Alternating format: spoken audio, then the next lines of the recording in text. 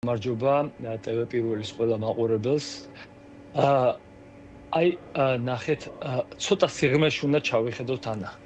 ძალიან წაგვლეკა სიცრუის ნაკადმა და ყოველდღიურმა რუტინამ.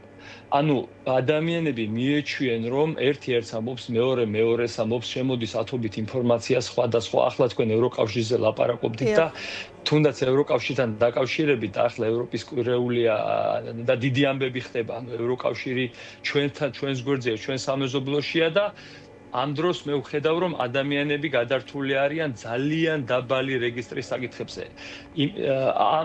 ესე იგი, როგორ ვთქვა, ინფორმაციული ნაკადების ფონზე. პირველ რიგში მე გავიმეორებ, რა არის ინფლაციის საქართველოში მაღალი ფასების გამომწვევის სამი ძირითადი ფუნდამენტური მიზეზი.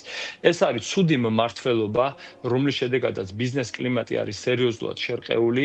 მეორე არის ფულის მასის სერიოზული ზრდა, ჭარბი ზრდა სუყე წლების განმავლობაში, რაც ახლა დაგროვილი და ვერსად ვერ გაიწოვება.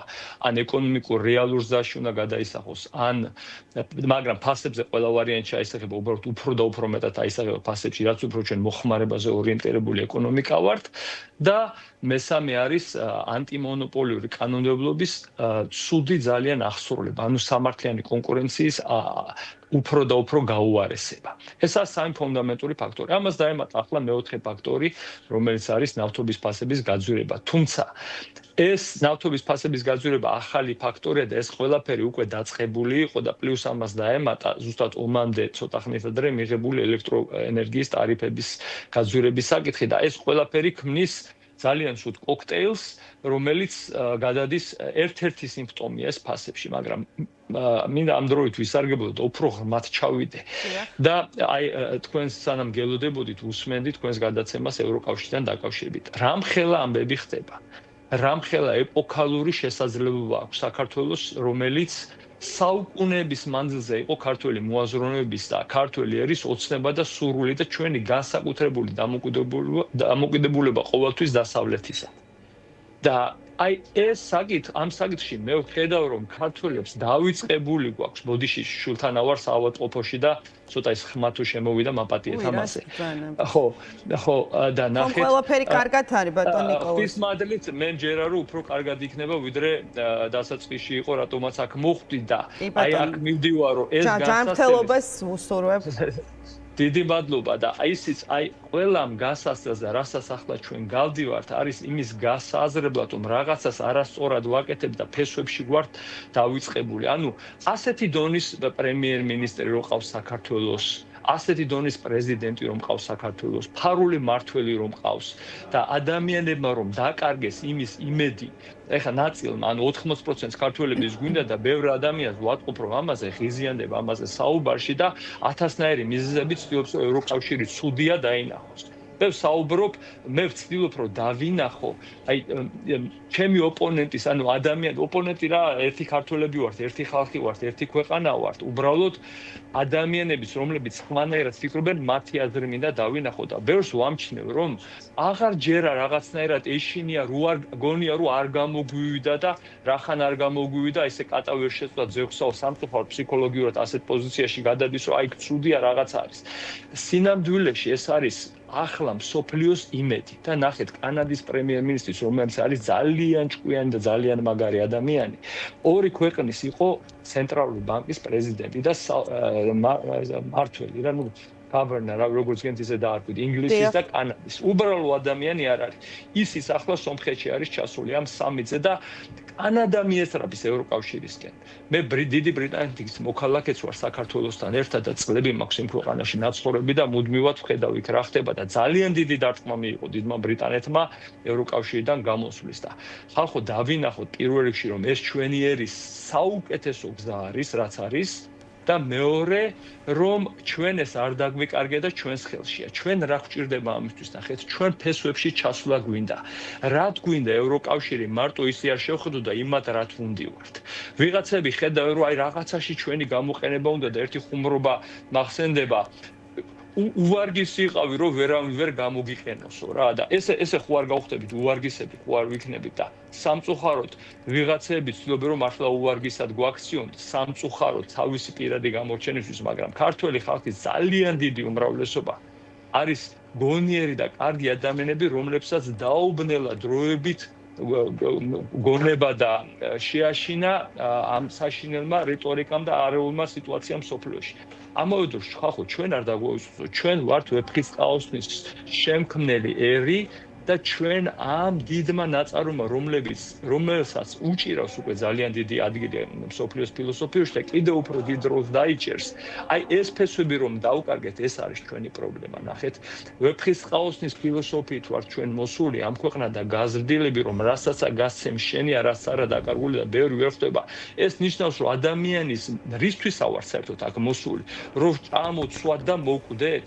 აი პატრიარქის სიკვდილი ასეთი პრობლემა 90 წელს გადაცილებული ადამიანი სულიერი ლიდერი ქვეყნის რომ გარდაიცვალა ის ქრისტიანი თუ არის ადამიანი იმან უნდა იცოდეს რომ ის ღმერთთან წავიდა და რა არის ამაში პრობლემა ხვდები და ამისგან თეატრალური დადგმის დასკვნა ანუ ამას იმიტომ ვახსენებ ამ ყველაფერს რომ ჩვენს ფესვებს ვართ მოწყვეტილი მთელი მსოფლიოც არის მოწყვეტილი ქრისტიანულ ღირებულებს ყოველ შემთხვევაში დასავლური სამყარო შესუსტებულია და ამიტომ გაუჭირდა და ახლა უკან ბრუნდებიან და ჩვენ დავფიქრდეთ ჩვენ ვეფხის ყაოსნის ერის სადავართ და როგორ ყოველდღიურ იმაში ვართ იმანეს სხვა ამანის სხვა ხვდებით აქედან გამოსასვლელობა და დიდი სურათი გვაქვს რომ ევროპა იცვლება ძალიან კარგისკენ იცვლება ევროპისკენ კანადაც კი მიესწრაფის და ჩვენ დავინახავთ რომ ევროპა მსოფლიოში როგორ სხვანაირად დაიჭერს ხანგრძლივი პერიოდის მშვიდობა ასუსტებს ერის საბრძოლო კუნთებს და ეს საბრძოლო კუნთების აღდგენა ხდება ახლა და ჩვენ ქართველებმაც ეს გავაკეთოთ და ჩვენი ბევრ რაღაცას მივიტან და ვეფხის ყაოსნის ღირებულებებს მივიტანთ მე ამის მჯერა. ისმენთ ცოტა გზელი გამომივიდა ჩვენთვის ესეთი მნიშვნელოვანი ძალიან თემა არის ჩვენი არსებითი თემა ვინ ვარ ჩვენ საერთოდ ქართველები და რისთვის ვართ ამიტომ აი ესეთ მომდის რა ჩემ დაუნებურად და ისმენთ რაღაც სხვა კითხვა შეიძლება გქონდეთ. კი ბატონო, არა, გასაგებია ბატონო ნიკოლოზ გეთანხმებით ძალიან მნიშვნელოვან საკითხზე საუბრობდით. მაგრამ მინდა გთხოვოთ რომ დაუბრუნდეთ აი რაზეც თქვენ ამბობდით რომ რაღაცა უფრო როდესაც ესეთი მასშტაბური პრობლემის წინაშე ვართ ჩვენი ყურადღება ისეთ ყოფით პრობლემებს ეთმობა რაც ლოგიკურიც არის, ბუნებრივიც არის, ხო, სოციალური გამოწვევები გვაქვს ძალიან ბევრი ქვეყანაში, მათ შორის და დაუბრუნდეთ ისევ ამ ფასების და ინფლაციის საკითხს, რითიც დავიწყეთ ბატონ ნიკოლოზ საუბარი და ასევე ნახავდით თქვენ ან არ ვიცი, გაეცნობოდით იმ დასკვნას, რომელიც დადო ფასების შემსწავლელმა კომისიამ და დასკვნაში იყო ესეთი რამ, რომ მიზეზი, რატომაც არის ძვირი პროდუქტი, არა გადაჭარბებული მოგება, არამედ პროცესების არა ეფექტურობა არისო, საცალო სექტორის მომგებიანობის მაჩვენებლების შეესაბამება საერთაშორისო სტანდარტებს და არ მიუთითებს გადაჭარბებულ მარჟებზეო. ეს წერია დასკვნაში. რას გვეუბნებიან აი მარტივი გასაგები ენით მინდა რომ თქვენ გთხოვოთ მაყურებელსაც აუხსნათ და არის თუ არა ამ დასკვნაში რაიმე სიმართლე რეალობასთან ახლო. საუბარი არის მაინც ზედაპირულ საკითხებზე და სიღრმისეულ სამიზეზე, რომელიც მე გითხარით, არ ჩასულა.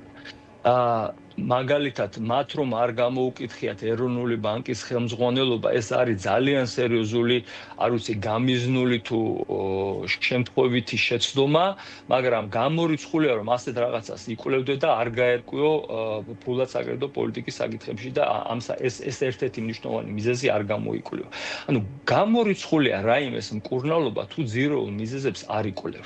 და ეხლა ზედაპირულად აი როგორ ვთქვა მარჟების გადაჭარბება, თუნდაც ამაში ბოლომდე არა ვარ დარწმუნებული. ანუ ისეთ არაკომპეტენტურ ადამიანებთან გვაქვს საქმე და ისეთ არაკეთილსინდისიერებასთან, რომ მათი არავითარი სიტყვის მოსმენა აღარ მინდა, ხომ ხვდებით რა. აი ხა ეს ნაწილობრივ შეიძლება მართალი იყოს, მაგრამ არა ვარ დარწმუნებული სიღრმისეულად შეისწავლეს. მაგალითად, შესაძლებელია კომპანიას საზღვარგარეთიდან ყიდულობის რაღაც პროდუქტს შუამავალში ტოვებდეს ძირითად მარჟას და მხოლოდ აქ გადმოქონდეს, თქვათ, მაღაზიის მარჟაში პატარა და ბევრი მაღაზია, ნუ საცალო ქსელი წავიდა ვერტიკალურ ინტეგრაციას. შესაძლებელია მეცეურად ვიზარდე, მაგრამ ადამიანი რომ ეროვნული ბანკის პრეზიდენტს არ ეკითხება აზრს და ასეთ რაღაცებზე დასკვნების გაკეთებას ცდილობს, უკვე ხედავ რომ სიღრმისეულად ან ვერ ერკვევა, ან სპეციალურად სხვაგან იყურება, ხვდებით? და უფრო აი ამის ცუდი კოქტეილია ისევ საფუძვლიან მიზეზებზე, იმიტომ ლაპარაკობ რომ და მე არ მიგვირს რომ ყოფითი პრობლემები აქვთ ადამიანებს და ამას ჩვენ უნდა უპასუხოთ. როდესაც ადამიანს შეა იმის გონება ძნელია და აკონცენტრირო ვეფხისტყაოსანზე და ევროკავშირზე და მაღალღირებულებზე. ანუ მას შეა და ეს ამ საკითხებს ჩვენ უნდა უპასუხოთ და სამართლიანია და ბევრის ბავშვია და ეხლა შენს ბავშვს რომ შეა უნდა უპასუხო ხო ამ საკითხს და სიყალბით რომ ხარ დაკავებული ხელისუფალი და იქ არეძებს სადაც საჭიროა კიდევ გავიმეორებ მონანიებიდან ფრაზას რომ ძნელია დაიჭირო კატაბნელ ოთახში მით უმეტეს მაშინ ის როდესაც იქ არ არის და აი ასეთ ქცევასთან გვაქვს საქმე ხვდებით ვარლამ არავიძისო უქცევასთან გვაქვს საქმე და როდესაც ყავს ასეთი პრეზიდენტი ამ საქართველოს ყავს ასეთი პრეზიდენტი როდესაც ყავს ასეთი პრემიერ-მინისტრი ასეთი სიყალბის ამ დონის ხალხო რასელით ხომ მივხვდით და ჩემთვის აი პირდაპირ გეუბნებით ძალიან დაბალი ღირებულებისა და საგიც ვერ გადაწყვიტავს ახლა იმის მარჩილობა ყველა დეტალში იმან რა თქვა და როგორ თქვა ფაქტია რომ იქ არეძებენ რას სადაც საჭირო რომ ეძებონ ფუნდამენტური მიზეზების სახეზეა და იმ მიზეზებს ამკურნალობენ შესაბამისად ამათგან არაფერი არ გამოვა სანამ ეს ხელისუფლება გვეყოლება ვიქნებით ბედის ანაბარა. ანუ თუ გაგვიმართლა რაღაცები გადმოვარდა არაუშავს ცოტა შემცირდება, ფასები კი არ შემცირდება დასტაბილურდება, მაგრამ სავარაუდოდ უფრო და უფრო გაიზრდება. ეხლა ჩვენ ვართ დაღმოვალ სპირალში და ეს უფრო გაღრმავდება. დროში ეხლა რა ვიცი, ხვალ იქნება თუ ზეგი იქნება, მაგრამ დააკვირდეს ჩვენი საზოგადოება რეტროსპექტიულად, გაიხსენოს 1 წლის წინ როგორ იყო, 2 წლის წინ როგორ იყო, 3 წლის წინ როგორ იყო და შეადაროს. ადვილად ავიწყდებათ ადამიანებს და ასევე შეუძლიათ პროექცია გააკეთოს სხვა რა იქნება. ანუ უარეს და უარეს მივიღებთ ამის ხელში. ეს არის გამორიცხული და მაპატიეთ ეხლა რომ ყველა წვრილმა დეტალში აზრს ვერ ხედავ ამის ჩასვლის. მესმის. ძალიან დიდი მადლობა ბატონ ნიკოლოზ, მადლობა იმისთვის რომ დაგვითმეთ დრო და მიიღეთ გადაცემაში მონაწილეობა ნიკოლოზ